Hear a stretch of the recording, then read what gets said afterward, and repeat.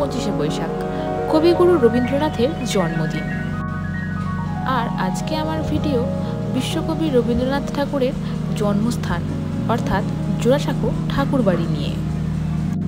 এই ভিডিওতেই আমি বলবো কিভাবে আসবেন আপনারা এখানে, কি কি দেখবেন এবং কখন কখন খোলা থাকে এই মিউজিয়াম, আর কবেই বা বন্ধ থাকে এই ঠাকুরবাড়ি।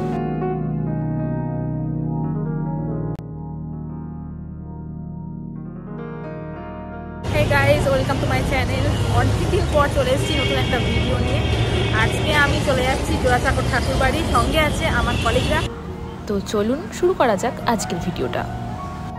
প্রথমে বলে রাখি কীভাবে আপনি যাবেন জোড়াসাঁকো ঠাকুরবাড়ি। প্রথমে আপনি মেট্রোতে ব্লু লাইনে ধরে আপনি চলে আসবেন এমজি রোড মেট্রো স্টেশনে, এবং সেখান থেকে হাঁটা পথে আপনাকে যেতে হবে আপনার জোড়াসাঁকো ঠাকুরবাড়ি। এছাড়াও আপনি নামতে পারেন গ্রিজ পার্ক মেট্রো স্টেশনে, কারণ দুটো স্টেশন থেকেই আমাদের গন্তব্যের দূরত্ব প্রায় সমান।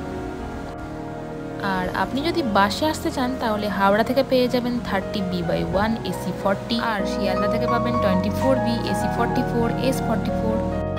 ও হ্যাঁ, বলে রাখি মেট্রো থেকে আপনারা হেঁটেও আসতে পারেন অথবা অটোও পেয়ে যাবেন। এখন আমরা চলে এসেছি রবীন্দ্রভারতী বিশ্ববিদ্যালয়ের সামনে। এই গেট ফেলে আরেকটু এগিয়ে যেতে হবে আমাদের মেন গেটের উদ্দেশ্যে। অবশেষে চলে এসেছি আমরা জোড়াসাঁকো ঠাকুরবাড়ির মেন গেটে। এবারে আসি কোন দিন খোলা আর টাইমিং নিয়ে। মঙ্গলবার থেকে রবিবার পর্যন্ত খোলা থাকে সকাল 10:30 থেকে বিকেল 5টা পর্যন্ত, আর সোমবার পুরো দিন বন্ধ থাকে এই মিউজিয়াম। প্রবেশ মূল্যটা আপনাদের বলে দিই, পার হেড 50 টাকা করে টিকিট কেটে আমরা ঢুকে পড়েছিলাম। আর ফটোগ্রাফির জন্য কিন্তু এক্সট্রা 50 টাকা দিয়ে কিন্তু কুপন কাটতে হবে। বাইরেতে যদিও বা আমি ভিডিও তুলেছি, কিন্তু ভিতরে ভিডিও একদমই নিষিদ্ধ।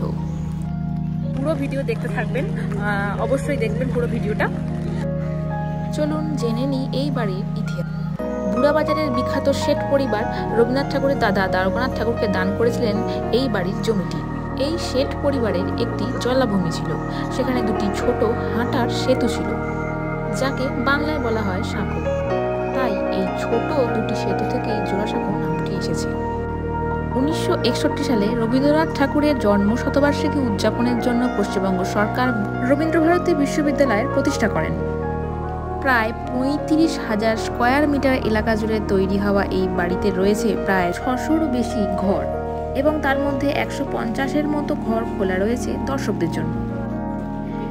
এই যে এত বড় দালান বাড়ি, আর এই সামনেটাতেই আপনারা দেখতে পাচ্ছেন একটা উঁচু বেদির মতো আছে, যেখানে ঠাকুর বাড়ির দুর্গাপুজো হতো।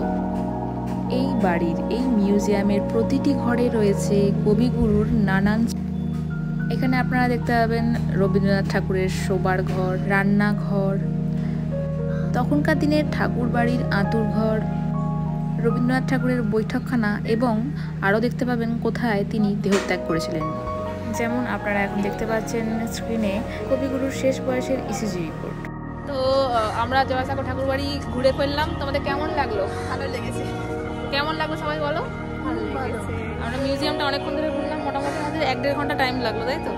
কিন্তু ভেতরে ছবি তোলা যাবে না, ছবি কিংবা ভিডিও তোলা যাবে না, তাই জন্য আমরা কিছুই তুলতে পারিনি। কিন্তু আমাদের আজকে দিনটা খুব ভালো কাটলো। তখন অনেক ভিডিওটা ছাড়বে।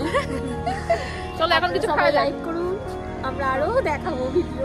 Like and subscribe. এই তো আমার বন্ধুরা বলেই দিয়েছে যে কি কি করতে হবে। তো আজকের মতো বাই, দেখা হচ্ছে পরের ভিডিওতে।